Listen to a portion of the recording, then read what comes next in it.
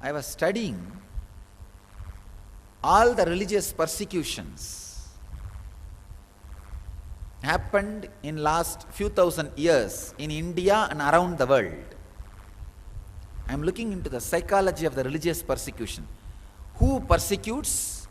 Who is persecuted? How the persecution happens? What is the situation before the persecution? And what happens usually after the persecution? And I really tell you, the people who went after our organization, who did the religious persecution on us, unfortunately did not know the history of religious persecutions. Because whenever you persecute a social or political groups or organizations, their strength is reduced or they die down. But invariably, throughout the history, 100% all religious persecutions make that organization, religious organization, strong and explode in all directions. I am looking into the psyche of the religious persecution. I realized there is no single spiritual or religious group or organization which lost its strength or its intensity or its value or its efficiency in contributing to the society or its size or its future in any way after any religious persecution.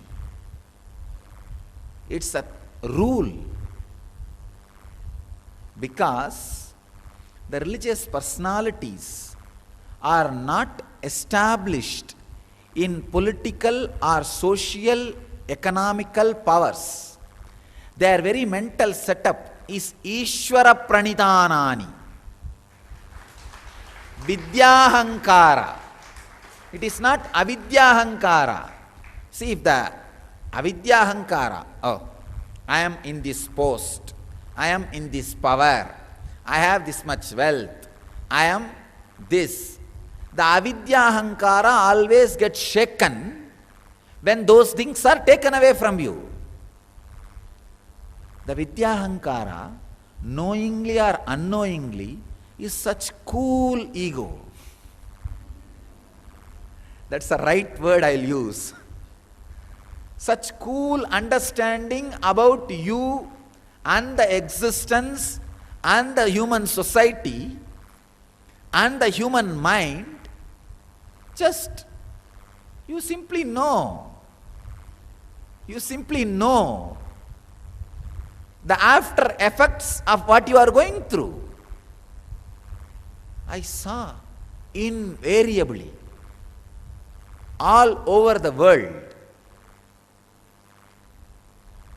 even if it is a brutal attack, assassination, massacre, mass murders. Fortunately, we did not face that level of persecution. Of course, in the modern day, what we went through is equivalent to mass murder and assassination, psychological assassination. Psychological assassination, character assassination, and in the modern day, in the modern way, fortunately, the guys who wanted to persecute us do not have that much of freedom, at least as on now, to hang or to create a Holocaust. If they can, they would have loved to create. I know. They would have loved to do it, because they have that kind of an intention, an intense anger. They are nothing less than Hitler in their violence and vengeance. The only fortunate thing is they do not have an infrastructure for Holocaust. Whatever infrastructure they had, with that they created a psychological Holocaust. That's all. Nothing else.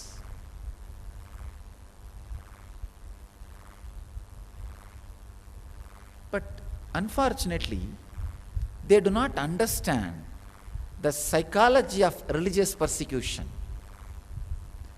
First, they need to understand the psychology of a religious personality. Only then they can understand the effect of religious persecution on religious personality.